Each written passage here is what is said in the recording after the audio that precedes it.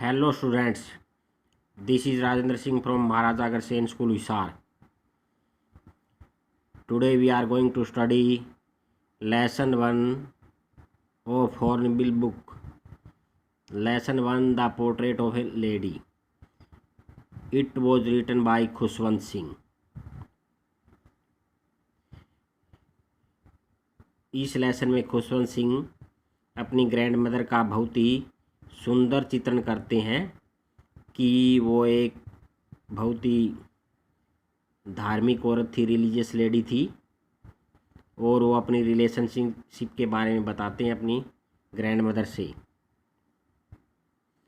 My grand mother like every body grand mother was an old woman. Khushwant Singh कहते हैं कि मेरी ग्रैंड मदर बाकी दूसरों की ग्रैंड मदर की तरह एक बूढ़ी औरत थी। She had been old and wrinkled for 20 years that I had known her. और वो कहते हैं कि वो जैसे 20 साल से ऐसे ही बूढ़ी थी और उनके चेहरे पे जैसे झुर्रियाँ पड़ी हुई थी।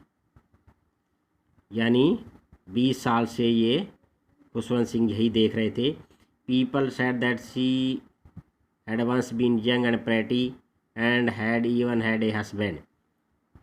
लोग कहते थे कि जब वो यंग थी, वो भी यंग थी और सुंदर थी, एंड उनका भी एक हस्बैंड हुआ करता था।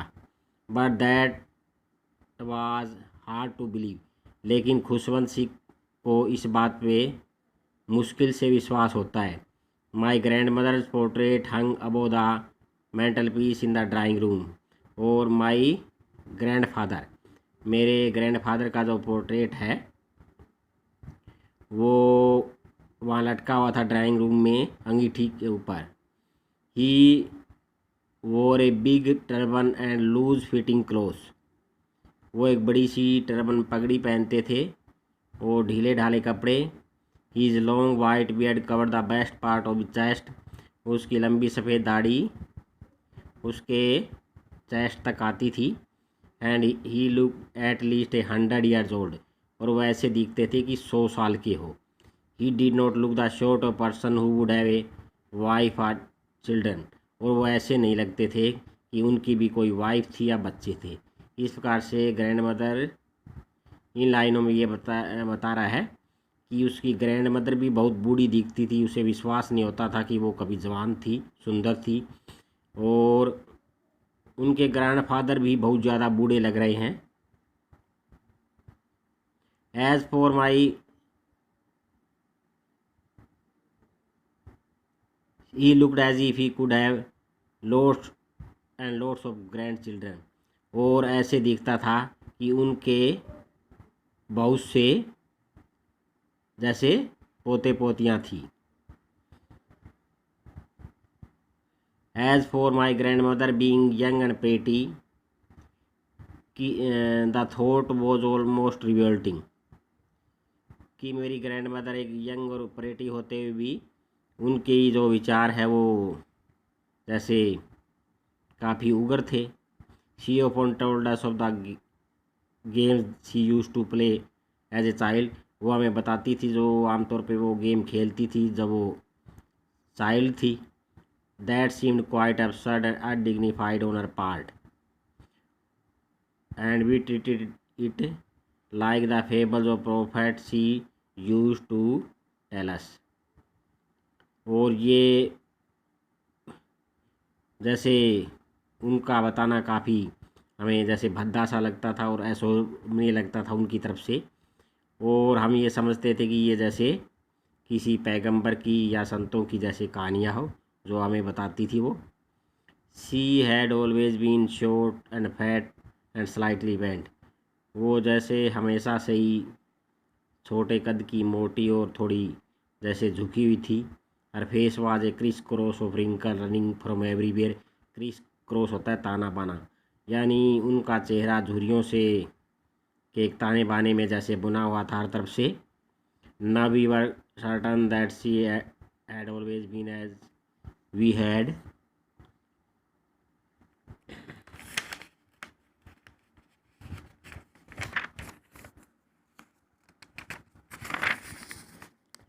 known her.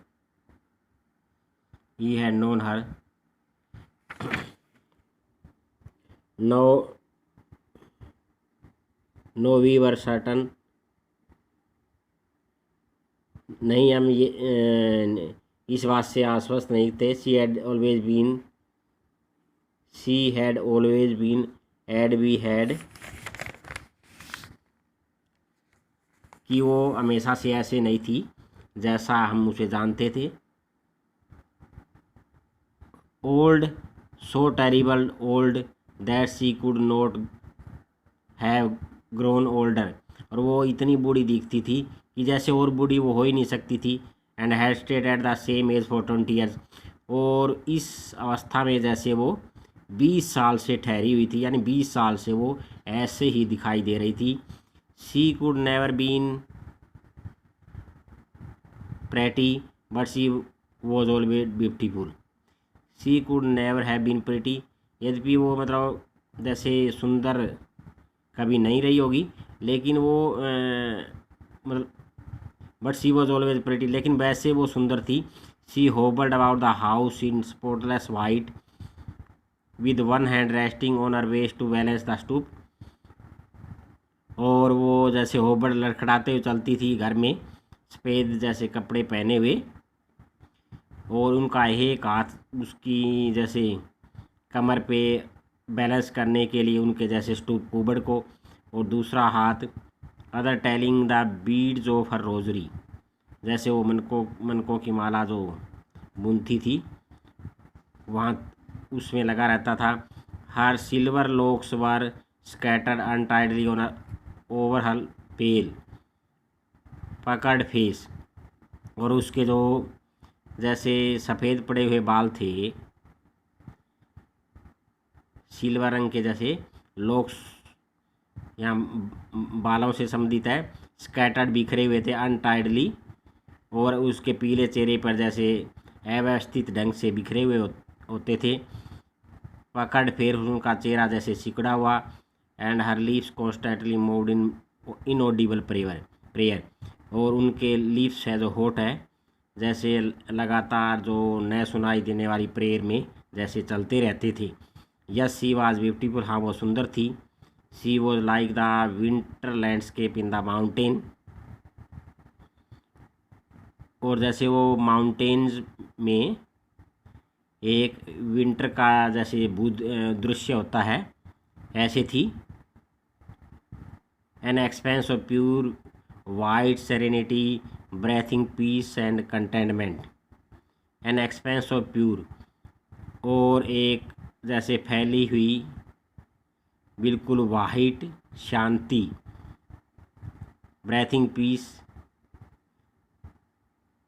सांस लेते हुए, एंड कंटेंटमेंट और संतुष्टि से, यानी वो बिल्कुल शांत नज़र आती थी सफ़ेद कपड़ों में, और बिल्कुल जैसे संतुष्ट नज़र आती थी. My grandmother and I were good friend. मैं और मेरी ग्रैंड मदर अच्छे मित्र थे.